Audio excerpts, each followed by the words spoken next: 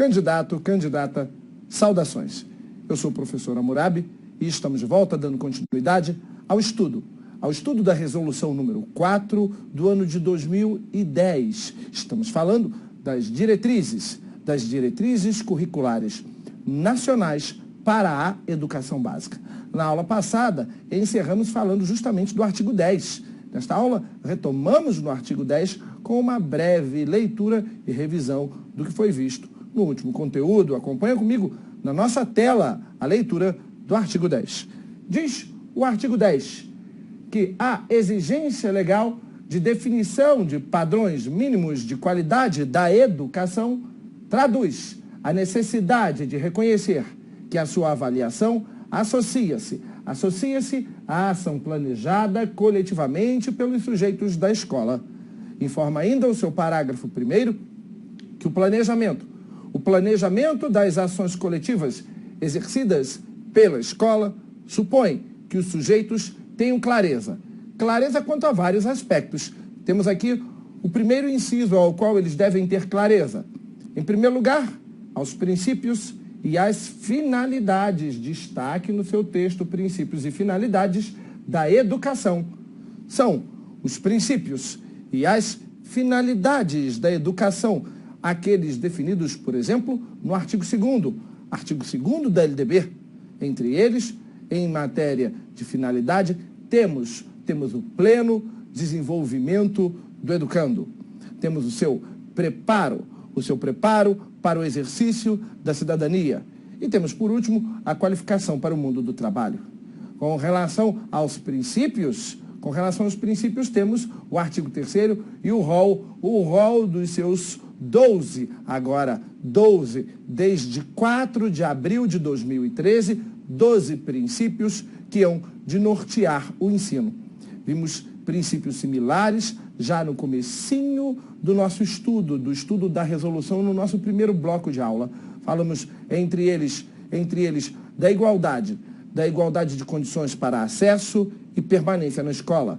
Falamos também sobre a liberdade de aprender, ensinar, divulgar o pensamento, a arte e o saber. Falamos da valorização do profissional da educação. Falamos do oferecimento do ensino gratuito em instituições públicas de ensino, em estabelecimentos oficiais. Falamos da questão da gestão democrática, falamos da questão da qualidade do ensino. No total, temos 12 princípios principais, cujos análogos vimos no primeiro bloco de aula dessa resolução, porque também estão presentes nessa resolução, mas que estão melhor definidos no artigo 3º da LDB. Vamos continuar. Então, voltamos aqui à leitura do artigo 10, na tela. Então, inciso 1º, os princípios e as finalidades. Temos que ter clareza quanto aos princípios e as finalidades da educação, além do reconhecimento e da análise dos dados indicados pelo IDEB, Índice de Desenvolvimento da Educação Básica, e ou outros indicadores que complementem ou substituam. Então, as ações coletivas exercidas pela escola pressupõem que os sujeitos tenham clareza quanto ao inciso 1º, quanto ao inciso 2º, que já está na tela, quanto ao inciso 3º, quanto ao inciso 4º. Vamos à leitura dos incisos. Inciso 2º, clareza quanto à relevância de um projeto. Destaca projeto político pedagógico, destacando projeto político pedagógico, temos que ter clareza, concebido e assumido colegiadamente, isto é, nós temos aqui uma remissão ao artigo 14, se ele foi assumido colegiadamente, temos que remir ao artigo 14 da LDB, pois esse colegiadamente quer dizer que fizeram parte da elaboração desse projeto os profissionais da área de educação, e esse projeto é uma expressão de gestão democrática da escola, do qual também fizeram parte, na sua constituição, a comunidade local e a comunidade escolar, na forma de conselhos, segundo o artigo 14 da LDB. Então, vamos retomar na tela a leitura do inciso 2º. Então, a relevância de um projeto político-pedagógico concebido e assumido colegiadamente pela comunidade educacional, respeitadas as múltiplas diversidades e pluralidade cultural. Dando continuidade, temos que ter clareza quanto à riqueza da valorização das diferenças manifestadas pelos sujeitos do processo educativo em seus diversos segmentos, respeitados o tempo e o contexto sociocultural. Também temos que ter clareza com relação aos padrões mínimos de qualidade, definidos pelo custo aluno qualidade inicial, ou CAIC. Destaque aí no finalzinho da sua redação. Muito bem, estamos chegando no parágrafo 2º. Vamos à leitura do parágrafo 2º do artigo 10, que informa que para que se concretize a educação escolar, exige-se um padrão mínimo de insumos,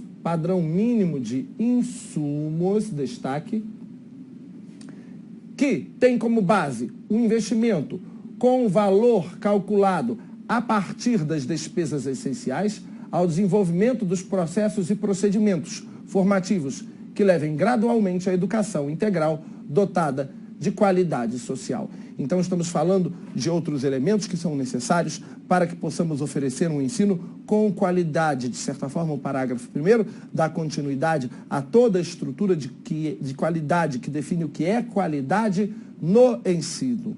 No ensino em geral, no ensino fundamental, no ensino médio, na verdade, na educação básica em geral. Os incisos que se seguem são também normas referentes à qualidade na área de educação. Acompanha comigo a leitura e a análise na tela. Temos aqui o seu inciso 1º. Então, o inciso 1º informa: creches e escolas que possuam condições de infraestrutura adequados e equipamentos. Infraestrutura adequados e equipamentos adequados. Isto é importante para que eu possa ter uma qualidade social do ensino. Também tem professores qualificados com remuneração adequada, compatível com a de outros profissionais com igual nível de formação. Compatível com a de outros profissionais em igual nível de formação, de trabalho de 40 horas. Eu quero que você destaque isso. Isto é, você pode, na verdade, segundo uma orientação das diretrizes curriculares nacionais, você deveria ganhar aí o que um auditor fiscal da Receita Federal ganha, uma vez que ele trabalha 40 horas e é um profissional de nível superior. Ou, não vamos ser tão exigentes em mencionar aqui um auditor fiscal da Receita Federal, de repente vamos aqui dizer que você pode ganhar compatível a um analista do TRE, a um analista do TRF, a um analista do TRT, hoje girando entre 8 a 9 mil reais, diz o inciso em tela, que o professor deve ter remuneração compatível com a de outros profissionais de mesmo nível, de mesmo grau de escolaridade, que trabalham 40 horas. Isso implicaria dizer que os professores deveriam ganhar, no mínimo 8 mil reais. Meio surreal, não é isso? É isso mesmo, mas é o que diz a diretriz curricular para a educação básica. Vamos dar continuidade. Na tela, temos aqui o inciso 3º que diz: definição de uma relação adequada entre o número de alunos por turma e por professor, que assegure aprendizagens relevantes. Vamos destacar também essa questão do número de alunos por turma e por professor, exatamente. Hammurabi, a lei de diretrizes e bases não diz qual é o número máximo de alunos por professor na sala de aula? É claro que não, isso é inviável. A lei de diretrizes e bases informa que fica a cargo de cada sistema de ensino, definir a relação adequada entre o número de alunos e o número de professores, levando em conta as condições locais e as condições regionais. Em estados mais quentes, por exemplo, do país, as salas de aula geralmente são mais amplas, o pé direito é mais alto, a sala de aula é mais ampla e ventilada. Acaba que em função de uma estrutura climática, uma sala de aula pode ter mais alunos. Em detrimento de uma cidade que é fria, as salas de aula são menores, o pé direito da sala é menor e o teto ainda é rebaixado, a estrutura acaba ficando menor, a sala de aula fica menos ventilada e o número de alunos acaba sendo menor.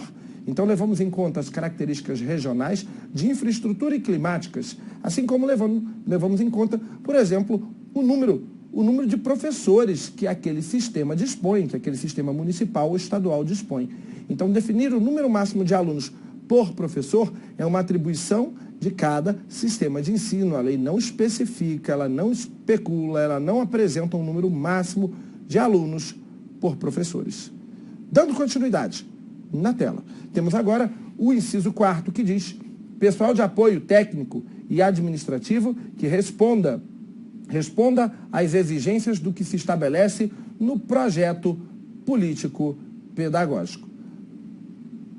Muito bem, estamos saindo do artigo 10, que fala da qualidade, e vamos agora falar da organização. Vamos falar um pouco da organização curricular. Vamos falar do currículo, lembrando que currículo é muito mais do que uma lista de conteúdos programáticos que há de ser ministrado em um determinado ano letivo. Não, o currículo transcende essa noção. O currículo vai além. Ele relaciona, ele correlaciona, ele articula o conjunto de competências, o conjunto de habilidades, o conjunto de atitudes, o conjunto de valores, o conjunto de princípios que devem ser alcançados por um educando ao longo de um projeto pedagógico, ao longo de um determinado período de tempo. Então, ele transcende aquela noção antiga da lista de matérias que há de ser trabalhada por cada um dos educandos. Então, o currículo vai fazer isso. Vamos à leitura do artigo 12 e vamos à análise dos seus dispositivos no que concerne ao currículo, segundo as diretrizes curriculares da educação básica. Na tela. O artigo 12 informa: cabe aos sistemas educacionais, em geral, definir o programa de escolas de tempo parcial diurno, quer seja ele matutino ou vespertino, tempo parcial noturno e tempo integral, turno e contraturno ou turno único com jornada escolar de 7 horas no mínimo. Quando estamos falando de 7 horas no mínimo, eu quero que você se lembre, segundo disposição contida na LDB, 7 horas no mínimo, estamos falando de período integral, exatamente, estamos falando do período integral. Durante todo o período letivo, tendo em vista a amplitude do papel socioeducativo atribuído ao conjunto orgânico da educação básica, o que requer outra organização e gestão do trabalho pedagógico. Dando continuidade, temos o parágrafo 1º, que informa que deve-se ampliar a jornada escolar em único ou diferentes espaços educativos, nos quais a permanência do estudante vincula-se à quantidade e à qualidade do tempo diário. A quantidade, eu quero que você grife, e a qualidade. Quantidade e qualidade do quê? Do tempo diário de escolarização, quanto à diversidade de atividades de aprendizagem. É disso que estamos falando. Preste bem atenção. Quando você coloca seu filho em uma instituição, por exemplo, em tempo integral, isto é, aquela que ele permanece 7 horas ou mais, deve haver mais de um ambiente pedagógico no qual o seu filho deve permanecer. Ele não deve ficar, por exemplo, só no ambiente de sala de aula. Outros ambientes pedagógicos, com projetos pedagógicos, com atividades dirigidas, devem ser oferecidos ao seu filho ou ao estudante em geral. Não deve o período integral ser resumido a um único espaço acadêmico, a um único espaço escolar. E detalhe, a atividade ali dentro deve ser programada. Uma instituição de ensino integral deve ter projetos pedagógicos em tempo integral. Ela não é um depósito, tipo, a criança tem aula de manhã e à tarde ela fica jogada lá numa sala qualquer, desenvolvendo a atividade que ela bem entender, simplesmente porque os pais estão trabalhando e não podem pegá-la mais cedo e levar para casa. Então ela fica em tempo integral e a escola não oferece atividades pedagógicas para ela. Isso é inaceitável. A instituição tem que ter, a instituição que oferece a educação em tempo integral deve ter atividades pedagógicas para preencher a agenda do educando e em mais de um espaço pedagógico ao longo do dia. Dando continuidade, na tela, temos agora o parágrafo 2º que informa: a jornada em tempo integral com qualidade implica a necessidade da incorporação efetiva e orgânica do currículo de atividades e estudos pedagogicamente planejados e acompanhados. Pedagogicamente planejados e acompanhados, como eu já havia dito antes. Veja lá, ok? Muito bem, vamos agora falar do artigo 13, que vai expressar formas de como o currículo, esse conjunto de valores, princípios, aspectos morais, habilidades, conhecimentos, hão de ser organizados. Vamos à leitura e análise dos dispositivos do artigo 13. Acompanha comigo. Diz o artigo 13 que o currículo, assumindo como referência os princípios educacionais garantidos à educação, assegurados no artigo 4º desta resolução, princípios estes vistos no nosso primeiro bloco de aula, destaca o artigo 4º, o currículo configura-se como um conjunto de valores, um conjunto de práticas que proporcionam a produção, a socialização de significados no espaço social e contribuem intensamente para a construção de identidades socioculturais dos educandos. Então, podemos dizer também, sem nenhuma sombra de dúvida, que o currículo também implica em conhecimentos organizados didaticamente, ele também implica em princípios que norteiam o currículo, como o próprio artigo 4º acabou de mencionar, artigo 4º desta resolução, podemos dizer que ele implica na questão dos valores, das práticas, das habilidades, das competências em geral. A definição aqui, embora boa, não abarca a totalidade daquilo que o currículo representa. Vamos à leitura do parágrafo 1º do artigo 13, na tela. Diz o parágrafo 1º que o currículo deve difundir os valores fundamentais do interesse social, dos direitos e deveres do cidadão, do respeito ao bem comum e à ordem democrática, considerando as condições de escolaridade dos estudantes em cada estabelecimento, a orientação para o trabalho, a promoção de práticas educativas formais e não formais. Dando continuidade, diz ainda o parágrafo 2º, que na organização da proposta curricular deve-se assegurar o entendimento de currículo como experiências escolares, podemos destacar aqui, experiências escolares, que se desdobram em torno do conhecimento, permeadas pelas relações sociais, articulando vivências e saberes dos estudantes com os conhecimentos historicamente acumulados e contribuindo para constituir as identidades dos educandos. Ainda, no artigo 13, temos o parágrafo 3º que informa a organização do percurso formativo aberto e contextualizado deve ser construída em função das peculiaridades do meio e das características e interesses e necessidades dos estudantes, incluindo não só os componentes curriculares centrais obrigatórios previstos na legislação e nas normas educacionais, mas outros também de modo flexível e variável, conforme cada projeto escolar assegurando. Então, preste bem atenção. Aqui ele diz claramente que na hora de organizar conteúdos curriculares, lembrando que currículo não se limita a conteúdo, mas refere-se a conteúdo também. Quando organizamos os conteúdos curriculares, além de levar em conta a base nacional comum, devemos levar em conta a parte diversificada do currículo, que será selecionada de acordo com as características locais e regionais, ou até mesmo as características da própria instituição de ensino. Por exemplo, eu, quando era jovem, morei no estado do Rio Grande do Norte, na cidade de Natal. Bem próximo aonde morávamos, havia uma escola doméstica. A escola doméstica preparava as moças na formação geral, no ensino médio, mas também as preparavam para ser boas donas de casa. Essa é a finalidade da escola doméstica.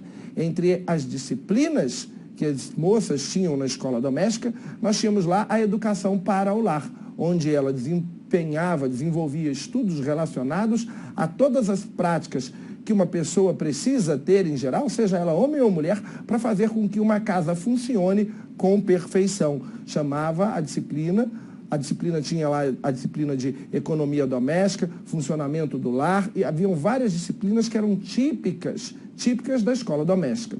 Então, você tem instituições de ensino que pegam disciplinas que eventualmente deveriam ter sido trabalhadas, na verdade, conforme disposição legal, deveriam ser trabalhadas de forma transversal e acabam também transformando como componentes curriculares, como, por exemplo, a cidadania. Você tem escolas que têm a cidadania como disciplina e quando ela faz isso, isso fica na parte diversificada do currículo, embora a cidadania também tenha que ser trabalhada por outras disciplinas de forma transversal. Quando você vai para as escolas militares, por exemplo, no Colégio Naval, que é uma instituição de ensino médio, você tem uma disciplina chamada marinharia, que é da natureza da arte naval, direcionada àquela instituição de ensino. O que está sendo mencionado aqui é que na parte diversificada do currículo, quando você trabalha a parte diversificada do currículo, esta parte diversificada, diferente da parte geral contida na base nacional, deve ser trabalhada conforme as disposições do parágrafo 3º. Então, vamos reler o parágrafo 3º e dar continuidade numa orientação de estudo com relação aos seus incisos. Releitura do parágrafo 3º. Temos aqui que a organização do percurso formativo aberto e contextualizado deve ser construída em função das peculiaridades do meio e das características, interesses e necessidades dos estudantes, incluindo não só os componentes curriculares centrais obrigatórios previstos na legislação, mas na legislação temos aqui necessidades, só um instantinho, deixa eu marcar aqui, necessidades dos estudantes, eu quero destacar isso, necessidades dos estudantes, incluindo não só os componentes curriculares centrais obrigatórios previstos na legislação, seria aqui a base nacional comum, e nas normas educacionais, mas outros também, temos aqui a parte diversificada do currículo, de modo flexível e variável, conforme cada projeto escolar. E esses componentes da parte diversificada serão trabalhados na forma dos 11 incisos que se seguem. Este parágrafo tem 11 incisos. A leitura desses 11 incisos em sala de aula, em um videocurso, é desnecessária. Você que tem as diretrizes curriculares impressas, que foram disponibilizadas pelo nosso site, pode fazer a leitura com tranquilidade. O conteúdo não deve ser negligenciado, não obstante, não há nada aqui de especial que mereça ser trabalhado em sala de aula. Você vai fazer a leitura dos 11 incisos e prestar atenção, sabendo que eles direcionam a forma como a parte diversificada do currículo deve ser trabalhada. Dando continuidade, vamos à leitura do parágrafo 4º, 5º e 6º. O parágrafo 4º fala do currículo e fala da transversalidade. A transversalidade é entendida como uma forma de organizar o trabalho didático-pedagógico, em que temas e eixos temáticos, vamos grifar, temas e eixos temáticos, integrados às disciplinas e áreas ditas convencionais, de forma a estarem presentes em todas elas. Ainda diz o parágrafo 5º que a transversalidade difere da interdisciplinariedade. Isso é óbvio. E ambas complementam-se, rejeitando a concepção de conhecimento que toma a realidade como algo estável, pronto e acabado. Diz ainda o parágrafo 6º que a transversalidade refere-se à dimensão didático-pedagógica e à interdisciplinariedade, a abordagem epistemológica dos objetos de conhecimento. Então, a transversalidade está ligada à dimensão didático-pedagógica e a interdisciplinariedade ligada à abordagem epistemológica. Mas isso era óbvio, você já sabia disso. Quando nós falamos de interdisciplinariedade, estamos falando de uma relação de conteúdos curriculares na forma regular, como o currículo se desenvolve. Se você, por exemplo, se matricula num curso de inglês e vai ter aula de inglês, lá existe um currículo em sede de conteúdo programático e em sede de habilidades que devem ser desenvolvidas, em série de competências que devem ser desenvolvidas. Esse conteúdo, lá no seu curso de inglês, é um conteúdo disciplinar. Por que disciplinar? Porque abarca uma única disciplina. Se abarca uma única disciplina, é um conteúdo disciplinar. Quando você vai para uma instituição de ensino regular, ordinariamente, em uma escola, você tem múltiplas disciplinas e o conteúdo é trabalhado de forma multidisciplinar. Embora a gente fale de interdisciplinariedade, desde a década de 70, no Brasil, os currículos, na maioria das escolas do Brasil, em matéria de conteúdo, ainda são trabalhados de forma multidisciplinar. Isto é, eu tenho múltiplas disciplinas que não se relacionam uma com a outra. A matemática não se relaciona com o português, que não se relaciona com a história, que não se relaciona com a disciplina de geografia. Há várias disciplinas, mas não há uma correlação entre elas. Muito esforço tem sido desempenhado, principalmente nos últimos anos, mas esse esforço teve início já na década de 70, para que o currículo pudesse correlacionar as disciplinas. Como assim correlacionar? Fazer com que elas tivessem pontos de interseção, vários pontos de interseção. Com vários pontos de interseção, temos um trabalho interdisciplinar. Só que isso não acontece. Quando muito, na prática, conseguimos trabalhos pluridisciplinares. Temos o currículo disciplinar, uma disciplina. Multidisciplinar, várias disciplinas que não se relacionam. Pluridisciplinar, onde nós temos disciplinas afins, geralmente separadas por área do conhecimento, que eventualmente se relacionam, como química e física, como matemática e química, como história e geografia, como biologia e química. Você consegue estabelecer determinadas correlações? Quando você faz isso, o currículo está sendo trabalhado de forma pluridisciplinar. Quando você consegue correlacionar todas as disciplinas, você teria um currículo organizado de forma interdisciplinar. Quando você fizer com que uma disciplina perpasse sobre a outra, criando novos conceitos, novas concepções, quando uma se relacione com a outra, como as tramas de um tecido, em uma urdidura bem mais trabalhada, você terá um currículo interdisciplinar. E o currículo transdisciplinar é aquele que simplesmente trabalha conteúdos independente de disciplina. A relação entre eles é tão imbricada entre os conteúdos, que no fundo você não sabe onde começaria uma disciplina e terminaria a outra, onde termina uma e onde começa a outra. Enfim, o currículo acaba sendo um currículo de conteúdos e não de disciplinas. Geralmente a modalidade de currículo transdisciplinar, a que parece mais complexa, é trabalhada no segmento mais simples entre aspas, mais inicial seria o termo apropriado, da nossa escolarização. O currículo transdisciplinar é trabalhado na educação infantil.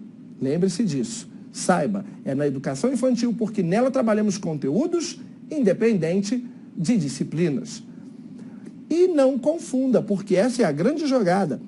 A lei aqui, a resolução número 4, quer justamente que você não confunda o conceito de transdisciplinariedade com transversalidade. Preste atenção, transversalidade é uma coisa, transdisciplinariedade é outra. A transversalidade refere-se a temas transversais que devem ser trabalhados por várias disciplinas ao longo do currículo, sem com isso constituir uma matéria, e sem com isso constituir um novo arranjo, uma nova forma de organização das disciplinas. Conteúdos que devem ser trabalhados de forma transversal são, por exemplo, a cidadania, os direitos humanos, os direitos da criança e do adolescente, a questão da sexualidade, a questão das etnias. A transversalidade está ligada a temas transversais e não tem nada a ver com o currículo transdisciplinar, quiçá com o currículo interdisciplinar. Por isso, o cuidado no parágrafo 5º e 6º para estabelecer uma distinção entre interdisciplinariedade e transdisciplinariedade. Encerramos nosso bloco neste parágrafo 6º e continuamos com o estudo da resolução número 4, no próximo bloco. Um grande abraço, fique com Deus e até breve.